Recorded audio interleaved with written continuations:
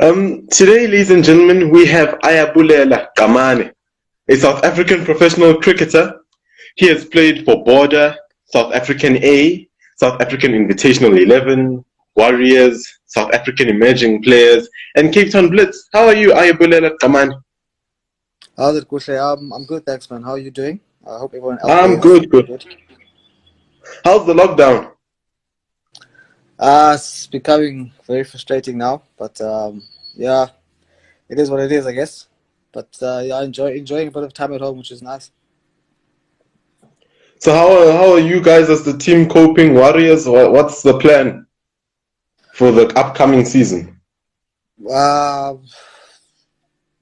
we can't really plan much because there's nothing coming from Cricket South Africa on what's gonna go on. So we don't know the regulations yet, but we try and train at home, home workouts, and like home skills, hand and eye coordination stuff that you can do at home. So that's basically what we trying to do. I'm just trying to keep busy, and trying to make every day count in terms of trying to better the smaller skills that we need. Aya, you were born in the Eastern Cape, so could you share a little bit how it was growing up in the Eastern Cape? Yeah, I was born in the Eastern Cape. Growing up was very easy, man. It was nice. It was for me. It was very chilled. I enjoyed the primary school I went to. Growing up back at home, it was easy, man. We always in the streets, playing whatever game we could come up with. Yeah, it was just laid back. I enjoyed my childhood very much. Your love for cricket apparently started when you played in the Bakers mini cricket tournament when you were still pretty young. Could you perhaps share how that experience changed your life? Or could you share more Uh, detail? well, I started playing cricket at a very young age, probably 3, 4 years old.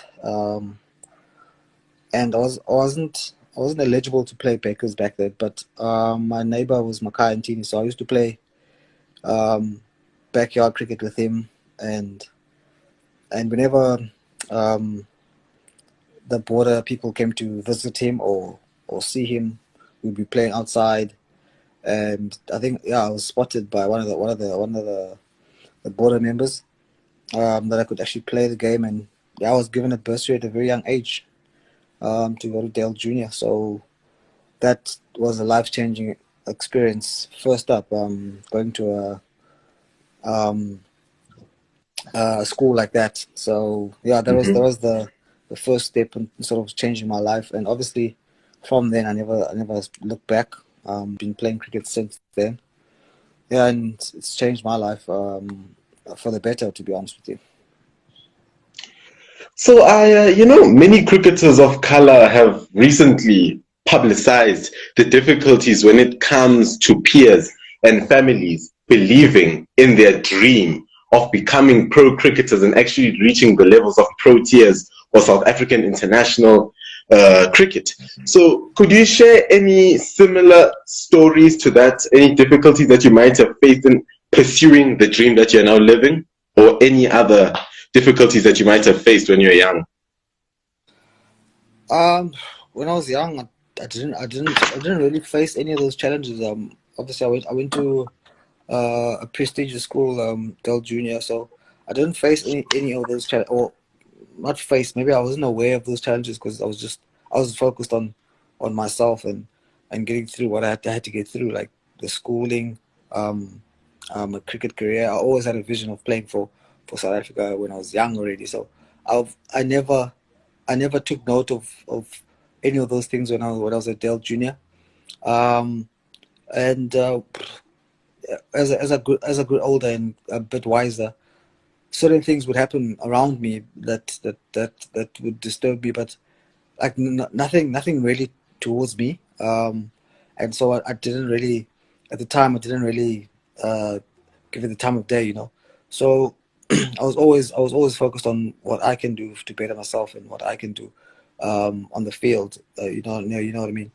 So yeah, it only started affecting me really when the quota system was introduced. Um, the blatant thing that I got out of that is that when a black player gets dropped for another player, it was never, for me, it never really sat well with me because it wasn't a sense of I'm dropping you for your skills. You're just getting dropped because you're black, and another black player has to come in. So that sort of affected me, and it happened quite a lot to me when I started playing for the Warriors. But growing up, everything for me was alright. I didn't experience or take note of those small things. So yeah, I sort of enjoyed my upbringing.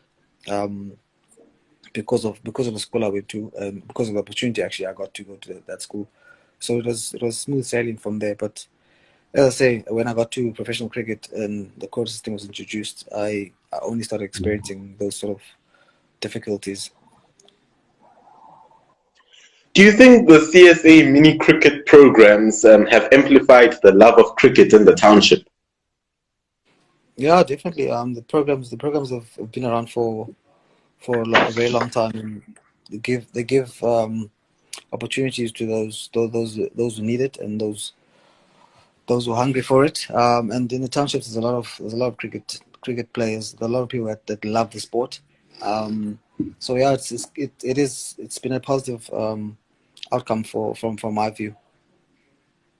You know, one of my friends from my school, he's from the Eastern Cape, and he went to over there for the holidays a few years ago.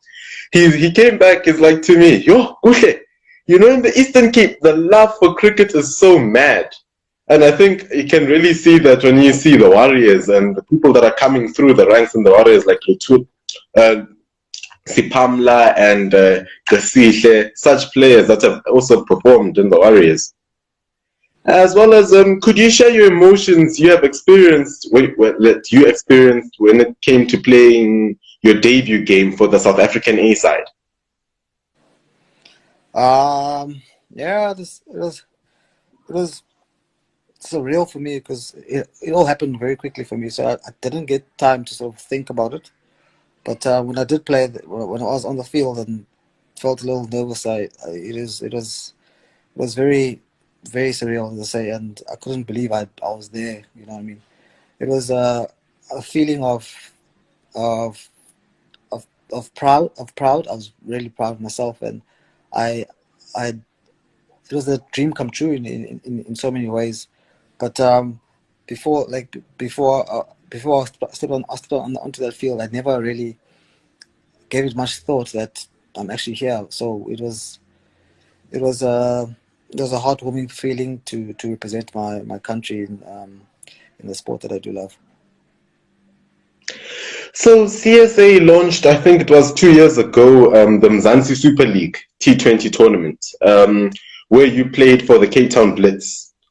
Could you perhaps share any difficulties that you had playing with people that you usually don't play with, as you have been traditionally part of the Eastern Cape Cricket Board for years? Well, unfortunately for me, I only played one game for the Blitz just last season. So and I only spent a couple of days with them. So there's nothing that I could take out of that few days that was alarming. It was just another normal game for me. So I didn't yeah, there was nothing out of the ordinary basically. It was nice to experience though, to be quite frank. It was very nice to experience playing with different players and playing with some of my heroes growing up. So it was a very nice experience for me. I enjoyed every minute of it. So do you think the MSL or Mzansi Super League, for those that don't know, do you think the Mzansi Super League has served its purpose for uplifting younger players and players that play semi-professional cricket to try and mingle with the pros? Do you think it I has think served its purpose? it's on its way to serve its purpose. It's still very new. haven't really seen many semi-pro players involved in the tournament, which hopefully in the near future we'll have a lot more of the semi-pro players involved in the tournament. But I think it's a good idea from CSA to have the tournament. It just brings everything the levels much closer. As you say, you can have a semi-pro player playing with an international, and that can only help and benefit the growth and the future for our sport.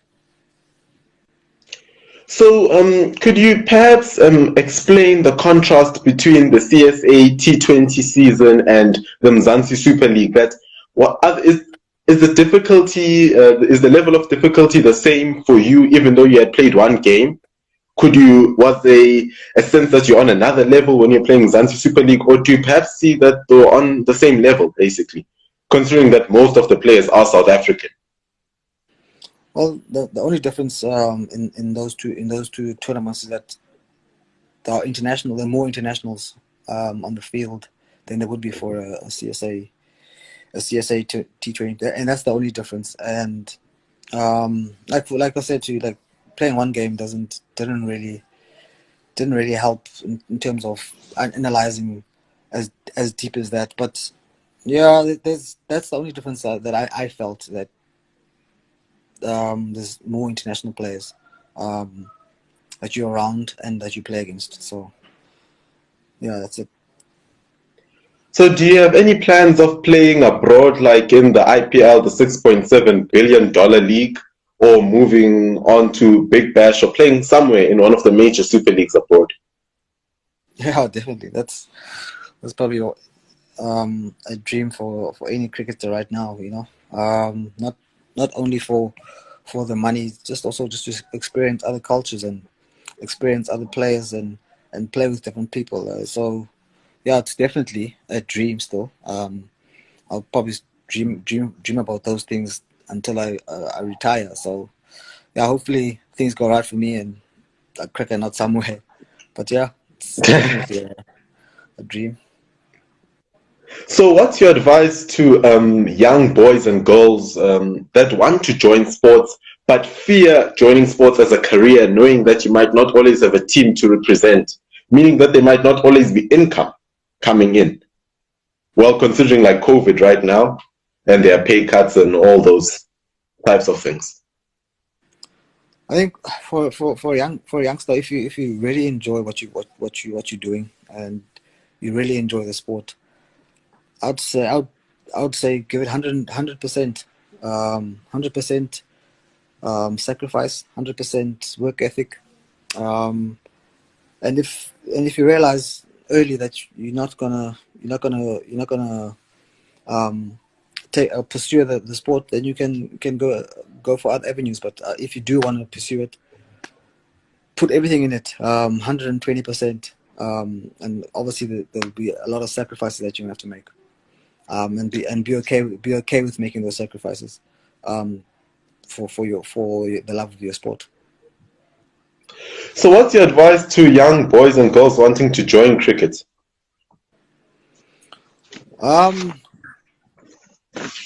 Yes, it's a very good sport. It teaches you a lot of things.